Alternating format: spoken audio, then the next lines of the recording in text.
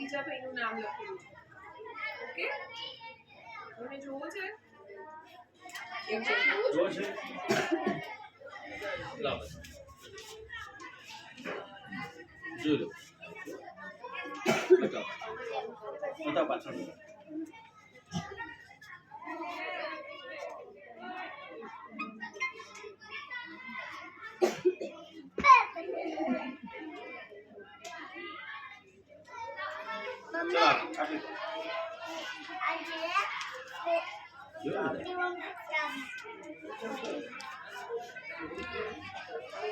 હવે તમે કીધું કે પૈસા ઉપાડવા અને પૈસા જમા કરવા, એ કેવી રીતે કરશો?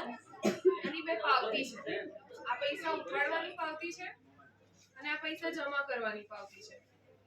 હવે પૈસા જમા કરવા માટે તમારા ખાતા નંબર લખવાનો, નામ લખવાનું, મોબાઈલ નંબર લખવાનો, તારીખ લખવાની.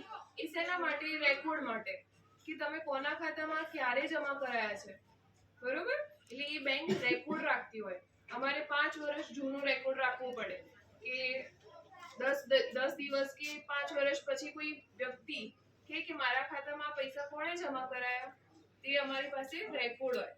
બરોબર? એમાં ડિટેલ તમારે નાખવાની. તમે બીજાના ખાતામાં પણ જમા કરાવી શકો અને પોતાના ખાતામાં પણ જમા કરાવી શકો. કેવી રીતે? એ ભાઈનો કે બહેનનો ખાતા નંબર લખીને. ઓકે, આ શું છે? જમા પાવતી. આનાથી શું થાય? પૈસા જમા થાય. ઓકે, અને આ પૈસા ઉપાડ પાવતી છે. આમાં પણ સેમ તમારે ખાતા નંબર લખવાનો, નામ, મોબાઈલ નંબર, તમે જે ખાતામાં સહી કરો છો એ કરવાની. બરોબર? અને રકમ શબ્દોમાં અને આંકડામાં. ઓકે, આ ચેકનો પર્યાયવાચી કહેવાય. ચેક ના હોય તો આનાથી તમે એક લિમિટ સુધી પૈસા ઉપાડી શકો. ઓકે.